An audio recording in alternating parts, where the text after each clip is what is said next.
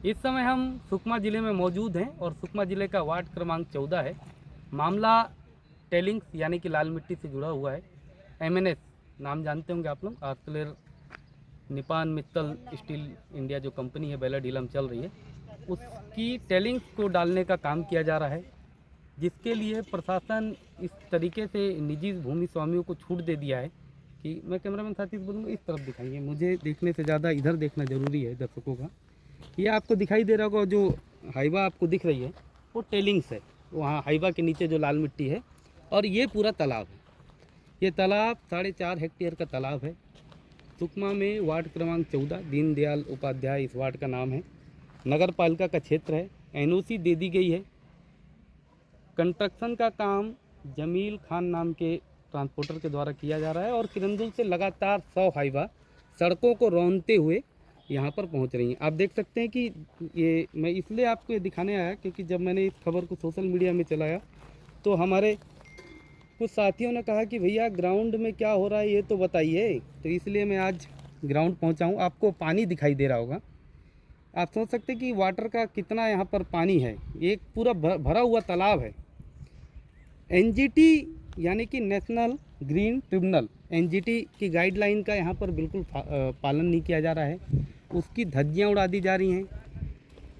सुकमा ज़िले के प्रशासनिक अधिकारियों की मौन स्वीकृति इस काम को पूरी तरीके से मिल गई है और जिस दबाव में भी यह काम हो रहा है, लेकिन इतना दावे के साथ कहा जा सकता है कि आने वाले भविष्य में यहाँ पर आपको सिर्फ एक रेगिस्तान दिखेगा, यहाँ तालाब नहीं दिखेगा।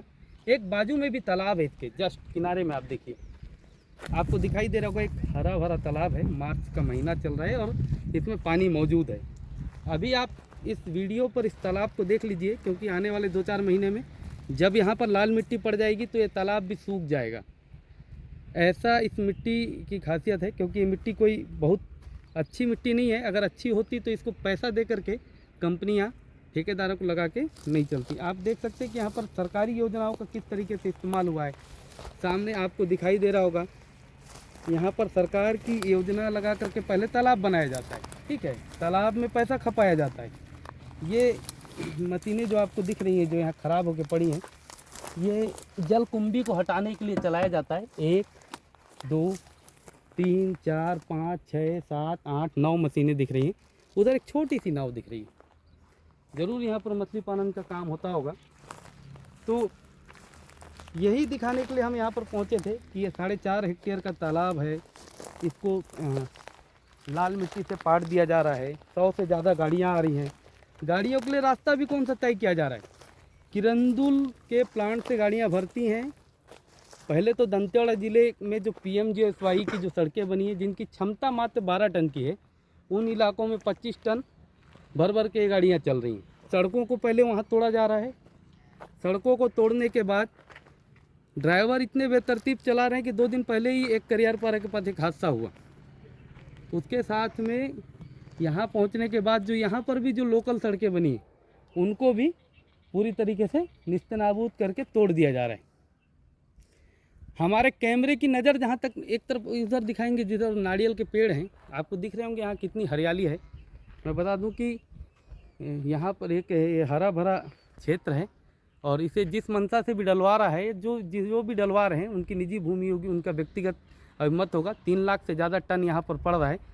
लेकिन इससे सिर्फ उनकी भूमि को नुकसान नहीं होगा, आस पास की ज़मीनों को भी इसका नुकसान होगा क्योंकि ये टेलिंग्स जहाँ पर पड़ती है उस जगह पर सिर्फ एक मैदान बनने के लायक जगह रह जाएगी। बाकी यहाँ पर आप अगर ये सोचेंगे कि भविष्य में आने वाले भविष्य में इसमें प्लाटिंग कर लिया जाए या घर बना लिया जाए या मकान बना लिया जाए तो ये उस काम के लायक की जगह नहीं बचेगी।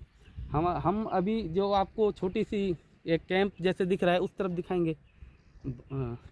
वो एक कैंप जैसा दिख रहा है, उसके सामने में लगभग 2 एकड़ जगह में लाल मिट्टी पड़ चुकी है। ये आज का काम नहीं है, ये महीनों से चल रहा है सुकमा में। उसमें मात्र 50-60 सेंटीमीटर ऊपर ये वाली मिट्टी दबा दी गई है ताकि लोगों के लगे कि यहाँ पर लाल मिट्टी पड़ी नहीं। मैं बता दूं कि ये एक उपजाऊ मिट्टी है। इसे आप अगर कहीं पर 50-60 सेंटीमीटर अगर रख देते हैं तो क्या उसमें संभव है कि धान की खेती हो सकती है? क्या संभव है कि उसमें कोई पेड़ उग सकता है? क्योंकि पेड़ों की जड़ों को ज़मीन के नीचे तक जाना पड़ता है, पानी का उसको सोर्स मिलना चाहिए।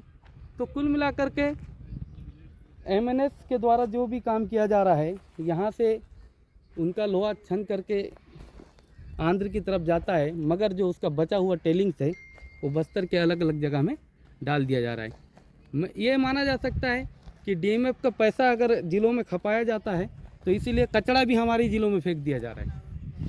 भाई अगर लोहा सही जगह पहुंच रहा है तो कचरे को यहाँ क्यों डाला जा रहा है? और अगर ये इतना अगर उपयुक्त होता और इतने काम की चीज़ होती तो कोई भी कंपनी पैसा दे करके तो इस तरीके से तालाबों को नहीं पटवाती, इस तरीके से उसको ज़मीन के नीचे तो नहीं छुपाना पड़ता। इतनी बात तो सामान्य सी बात है, ये बात तो सभी समझ रहे हैं।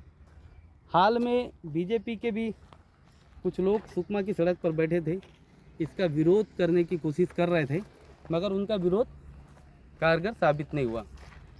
अधिकारी क्यों इस मामले को संज्ञान नहीं ले रहे हैं, ये बोल पाना मुश्किल है।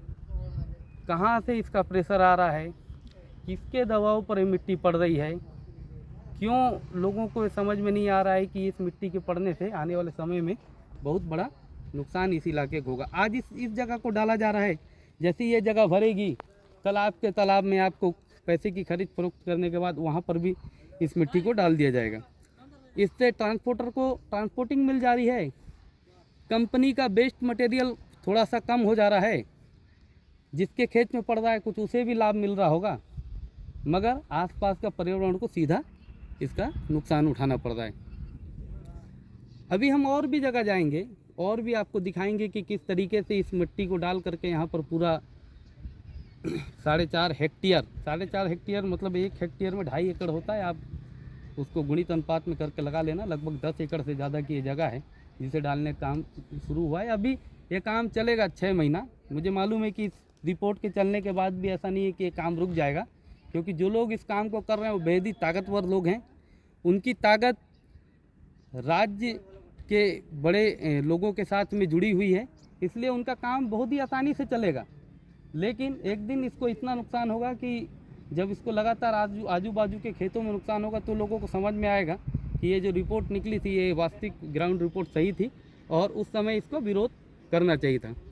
तो हमारे साथ लगातार आप बने रहिए। अगर आपको हमारी बात सही लगती है तो इसको शेयर कीजिए, इसको लगातार शेयर कीजिए ताकि ये उन तक पहुँचे जो इस कारोबार के हिस्से से जुड़े लोग नहीं हैं, जो इस चीज़ को समझ सकें कि वाकई में एक जहाँ पर पानी का सोर्स है उस जगह को डिस्टर्ब नहीं करना चाहिए। क्योंकि आप देख रहे होंगे गर्मी का सीज़न प्रचंड होते जा रहा है, वाटर लेवल इतना नीचे गिर रहा है कि नलकूप और हैंडपम्प सूख जा रहे हैं। नगर पालिका क्षेत्रों में ऐसे इलाके हैं जहाँ पर पानी नहीं मिल पा रहा है, टैंकरों से सप्लाई करनी पड़ रही है। वैसे में इतने जल स्रोत वाली जगह को अगर ऐसे लाल मिट्टी डाल करके अगर सुखा दिया जा रहा है तो आने वाले समय में यहाँ का भविष्य बेहद ही खतरे में रहेगा। तो मेरी गुजारिश है कि जो लोग भी जागरूक हैं, मैं जागरूक लोगों की बात कर रहा हूँ, वो आएँ और कदम से कदम मिला करके इस चीज़ के लिए सवाल पूछे अपने प्रशासनिक अधिकारियों से कि आखिर आपने ये अनुमति क्यों दी, क्यों एक ट्रांसपोर्टर को आप दंतेवाड़ा ज़िले को पार करके सुकमा ज़िले में डालने के लिए अनुमति दे रहे हैं। तो हमारे इस चैनल को सब्सक्राइब कीजिए और आपको अगर हमारी बात सही लगती तो इसे ज़रूर शेयर कीजिए। Thank you.